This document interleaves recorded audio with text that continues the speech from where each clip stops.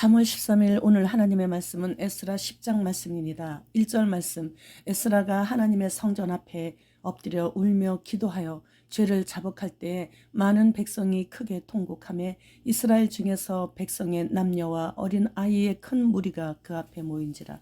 10절로 12절 말씀, 제사장 에스라가 일어나 그들에게 이르되 너희가 범죄하여 이방 여자를 아내로 삼아 이스라엘의 죄를 더하게 하였으니 이제 너의 조상들의 하나님 앞에서 죄를 자복하고 그의 뜻을 행하여 그 지방 사람들과 이방 여인을 끊어버리라 하니 모든 회중이 큰 소리로 대답하여 이르되 당신의 말씀대로 우리가 마땅히 행할 것이니이다. 분장은 바벨론 2차 포로 귀환의 지도자이며 학자였던 제사장 에스라를 중심으로 일어난 개혁과 신앙 운동 부흥을 기록한 후반부의 결론입니다. 이 개혁 운동 중 중요한 것은 이방인 아내와 자녀들을 내어보내는 일이었습니다.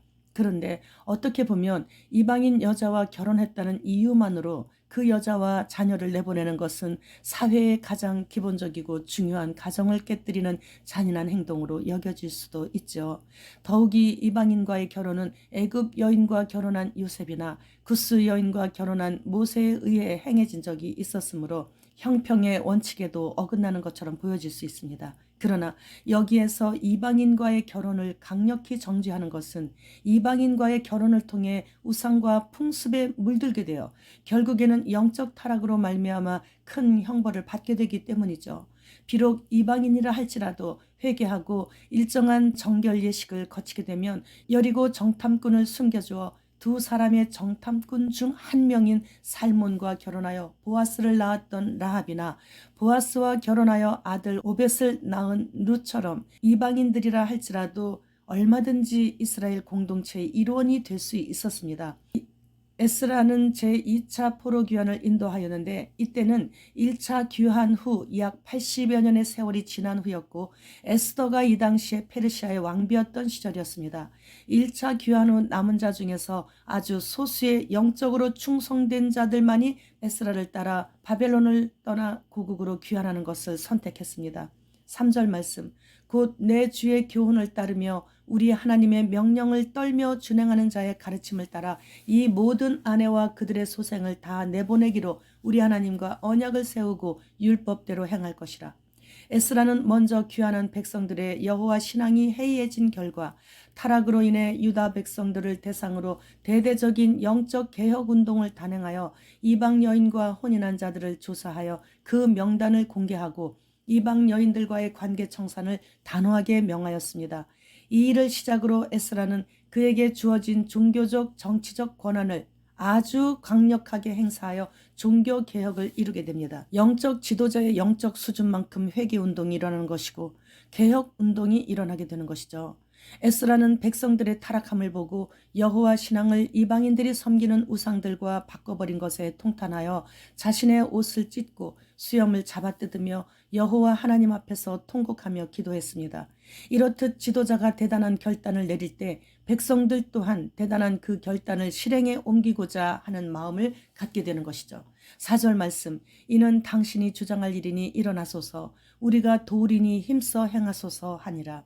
이렇듯 지도자 한 사람만의 결단으로 되어지는 것이 아닌 함께 돕는 동역자들 또한 같은 생각으로 결단해야 성공할 수 있게 되는 것인데 에스라와 함께 2차로 귀환한 소수의 충성된 자들이 함께 했었기에 가능한 것입니다. 12절 말씀, 모든 회중이 큰 소리로 대답하여 이르되 당신의 말씀대로 우리가 마땅히 행할 것이니이다. 16절 상반절 말씀, 사로잡혔던 자들의 자손이 그대로 한지라.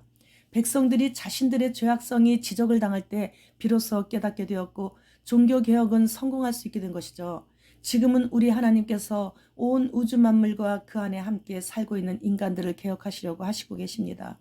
가라지는 불 속으로 던져 넣으시고 익은 곡식은 주인의 창고에 넣으시는 바로 그 찰나에 지금 우리는 살고 있습니다. 불 속으로 들어가기까지 하나님에 대하여 알고자 하지도 믿고자 하는 마음도 없이 그저 주어진 날 하루하루 지겨워하면서 대충 때우는 마음으로 한많은 이 세상 서름 참 많이 받았다라고 하면서 살아오면서 받은 상처를 치료하여 내보내려 하지 않고 극진히 위해주며 모시고 살아간다면 가라지 인생이 되는 것이죠. 상처야 가라. 내 갈 길 바쁘다.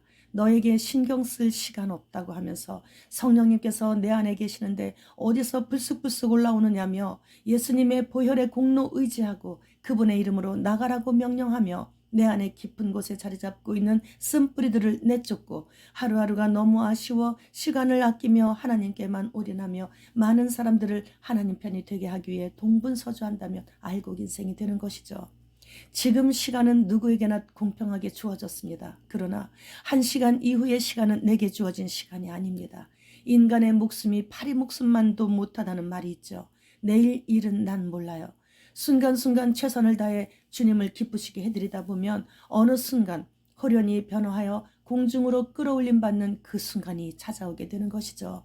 회개를 부르짖으며 타락한 정치 종교 지도자들을 아주 강하게 책망하다 순교한 제2, 제3의 세례 요한과 같은 강직한 주의 영으로 충만한 영적 지도자들이 어느 시대에나 있습니다.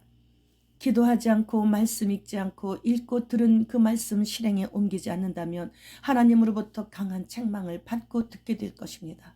이 시대에도 에스라와 같은 강력한 영적 지도자가 나타나 무지한 백성들을 깨우쳐 하나님 편으로 돌아설 수 있도록 도울 것입니다. 사탄은 한 영혼이라도 자기 편으로 끌어들이기 위해 마지막 발악을 하고 있는데 독생 성자 예수 그리스도를 십자가에 못 박으시기까지 하신 우리 하나님은 결코 한 영혼도 사탄에게 그냥 내어주시지 않으실 것입니다. 에스겔과 뜻을 같이 하는 동역자들이 있었던 것처럼 우리도 주 안에서 같은 사명을 받고 같은 길을 걷고 있는 하나님의 동역자들인 것입니다.